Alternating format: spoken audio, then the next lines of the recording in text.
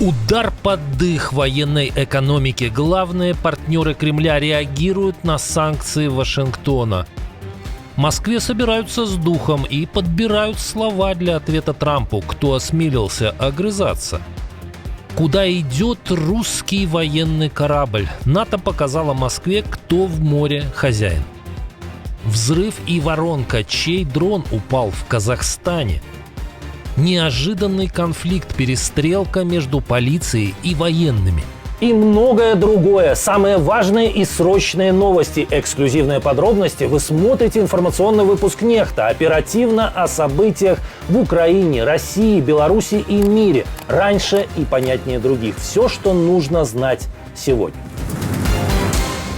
Акции российских нефтяных гигантов «Лукойл» и «Роснефть» обвалились на фоне введения новых американских санкций против них. В среду они потеряли более 4 и 3% соответственно. Но, похоже, это только начало. Крупнейшие индийские НПЗ сократят закупки в Российской Федерации практически до нуля из-за новых американских ограничений, сообщает Bloomberg со ссылкой на топ-менеджеров индийской нефтянки. Подтверждает это и Reuters. По данным агентства Reliance Industries, крупнейший индийский покупатель российской нефти, собирается резко уменьшить или полностью прекратить экспорт российского сырья. Еще несколько крупных компаний пересматривают контракты, но похожим образом планируют поступить и государственные нефтяные компании КНР. Как сообщает Reuters со ссылкой на отраслевые источники, PetroChina, Sinopec и ряд других китайских покупателей российской нефти решили воздержаться от новых сделок, по крайней мере, в краткосрочной перспективе. Вместе Индия и Китай потребляют 90% морского экспорта российского черного золота. В октябре это было около 3 миллионов баррелей в сутки. Sky News назвал меры Вашингтона не пощечиной, а настоящим ударом под дых военной экономики России. Санкции президента США – это больше, чем наказание. Это стратегическая игра, призванная загнать Путина в угол. А какова реакция Москвы?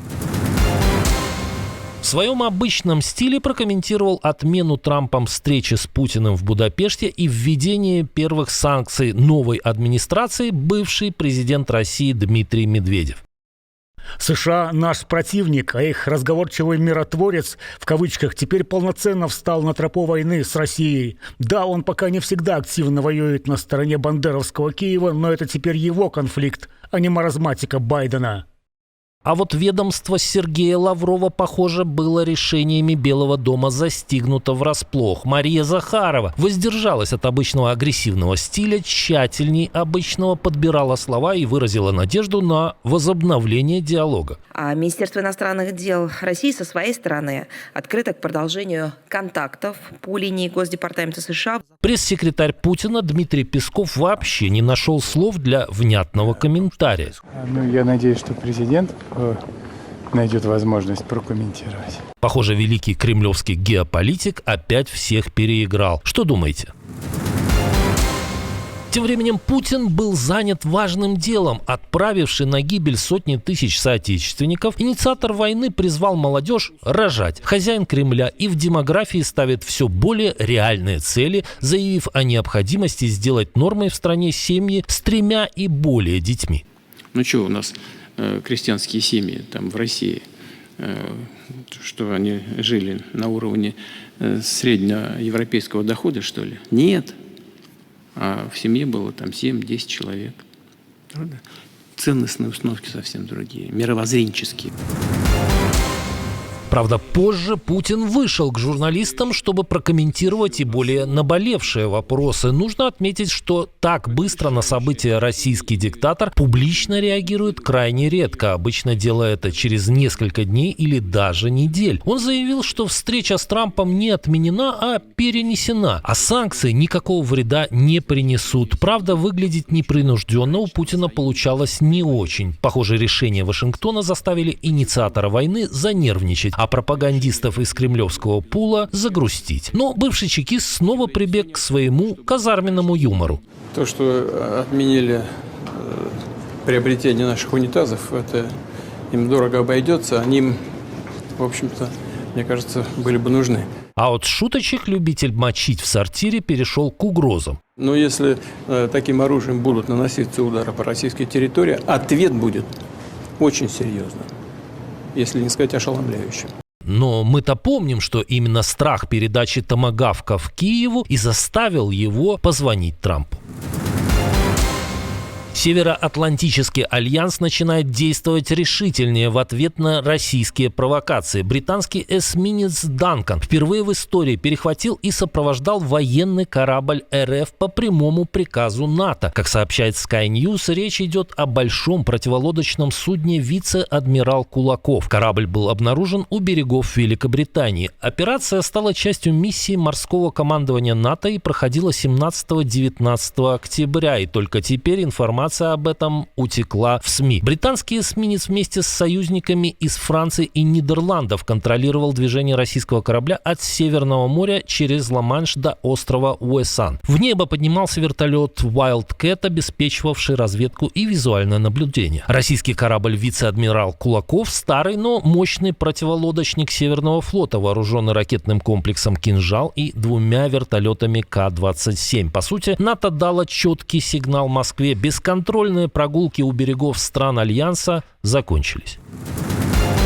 Уважаемые подписчики, обращение к вам, ведь именно вы решаете, узнать ли все эти новости еще больше людей. Каждая ваша подписка, каждый лайк, каждый репост, каждый комментарий длиннее 6 слов и каждый досмотр видео до конца помогают продвигать наши ролики среди сотен тысяч новых пользователей. Так еще больше людей узнают правду именно благодаря вам. Спасибо за то, что остаетесь с Нехта. И продолжаем.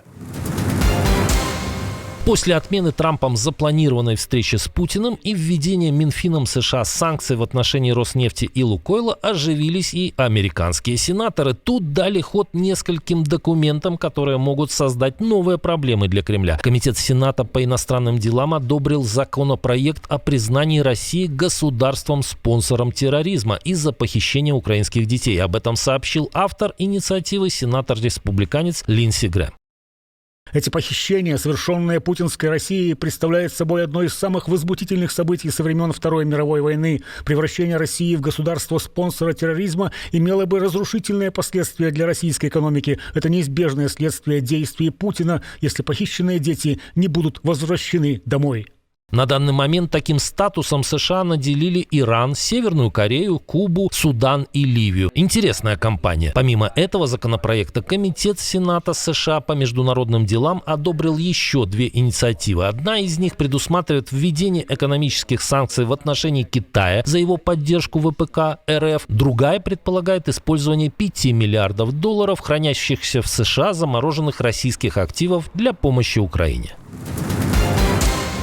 Дроны атакуют не только Украину и Россию. Беспилотник упал и взорвался на территории Казахстана. Как сообщает местная Минобороны, ЧП произошло в Бурлинском районе на северо-западе страны. По данным ведомства, обломки устройства нашли в удаленной местности, вне зоны проживания людей. Пострадавших и материального ущерба нет. Район граничит с Оренбургской областью России, где находится крупнейший газоперерабатывающий завод «Газпрома», который недавно подвергся атаке беспилотников. После обнаружения обломков дрона Минобороны Казахстана усилила контроль за воздушным пространством страны и инициировала консультации с иностранными партнерами, которым потенциально могут принадлежать данные аппараты. Начались проверки, направленные на установление обстоятельств инцидента и происхождения объекта. Как уточнили местные медиа, БПЛА нес взрывчатку, а на месте его падения образовалась воронка. На фото фрагментов аппарата видна надпись «Не чипаты. Рухома частина». По версии российских провоенных каналов, дрон пытался ударить по трубопроводу Аксай-КТК. Он является частью Каспийского трубопроводного консорциума, предназначенного для транспортировки нефти из Казахстана и России в порт Новороссийск на Черном море.